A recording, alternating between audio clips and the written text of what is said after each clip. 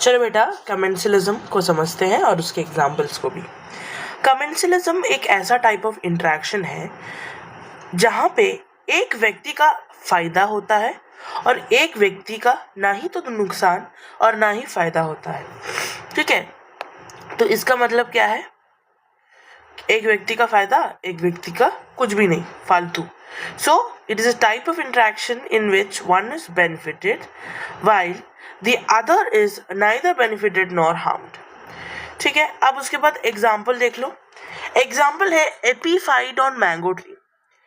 तो ये जो ऑर्किड्स होते हैं वो एपीफाइट की तरह मैंगो ट्री पर ग्रो करते हैं ताकि इनको क्या मिल सके? सनलाइट, और they perform photosynthesis.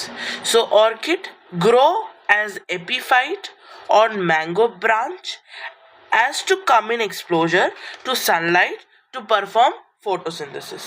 ठीक है, एंड ऑर्किड यहाँ पे बेनिफिटेड हो रहा है, तो आप एक काम करो, एपीफाइट को क्या बोल दो? प्लस, और मैंगो ट्री का 0, ना ही नुकसान।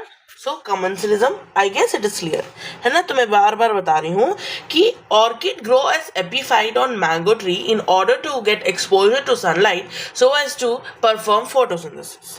ओके, अब आता है barnacles on whales. Barnacles on whales जो है, यहाँ पे बार्निकल्स का फायदा होता है और वेल्स का ना ही फायदा ना ही नुकसान।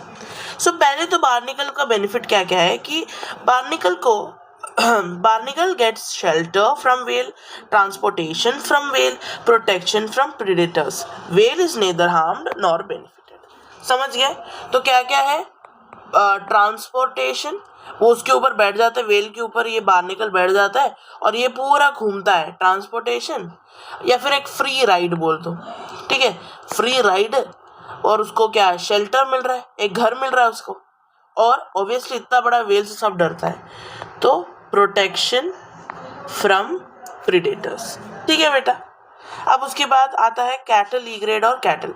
कैटल ई ग्रेड का यहाँ पे फायदा है और कैटल का इधर ना ही फायदा है ना ही नुकसान है। ठीक है, अब जो कैटल है, when cattle moves while grazing the grass, small insect come out of the grass and egret get. मतलब क्या है बेटा, तुम खुद सोचो, तुमने खुद देखा होगा कि बर्ड एक गाय के ऊपर बैठी हुई है, ठीक है।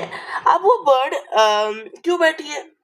एक ही कारण है उसका, जब भी वो गाय चारा खाने जाएगा ना, वो झुकेगा तो जो चारे के अंदर कुछ कुछ इंसेक्ट्स होंगे ना, वो उड़ जाएंगे। तो अब वो बर्ड्स क्या करेंगे ना, पता है? वो जो उड़े हुए बर्ड्स उड़े हुए इंसेक्ट्स को आकर खा जाएंगे। तो the thing is that when cattle moves while grazing the grass, small insect come out of grass and E-grade bird eat those insect, और E-grade bird उस insects को खा जाते हैं। एक और बार सुन लो, when cattle moves while grazing the grass, small insects come out of the grass and E-grade bird eat those insects। ठीक है, अच्छा, फिर आता है आपका सी एनीमोन और क्लाउन फिश। सी एनीमोन का ना ही नुकसान ना ही बेनिफिट, लेकिन क्लाउन फिश पता है क्या है? ये क्लाउन फिश बेटा सी एनीमोन के टेंटिकल्स में पाया जाता है, तो ऑब्वियसली उसे प्रोटेक्शन मिल रहा है और उसे शेल्टर मिल रहा है। So clownfish is found in the tentacles of sea anemone, it gets shelter and protection from predators. ये एक और बार बता दो, देखो, कैटल ई ग्रेड जो है वो कैटल के ऊपर बैठता है, ठीक है। When cattle moves to graze the grass, small insect come out of the grass and cattle egret bird eat those insects. ठीक है, अब एमेंसिलिज्म को भी इसमें ही कवर कर देती हूँ। चलो, एमेंसिलिज्म में ये एक ऐसा टाइप ऑफ इंटरेक्शन है जहाँ पे बेटा In this type of interaction, one species is harmed, लेकिन other species का कुछ नहीं हो रहा है। So minus और 0, okay. For example antibiotic release, बेटा जो पेनिसिलियम नोटाटम है वो आपने, मैंने बताया स्टेफाइलोकोकाई के मीडियम में जब ये फंगाई जाके गिरा तो ये स्टेफाइलोकोकाई के ग्रोथ को रिटार्ड कर रहा था या फिर मार दे रहा था। सो ऑब्वियसली इस बैक्टीरिया के लिए ये एक नेगेटिव है और फंगी के लिए ये एक कोई बेनिफिट भी नहीं है, ना ही कोई एक प्रॉफिट है, ना ही कोई एक लॉस है.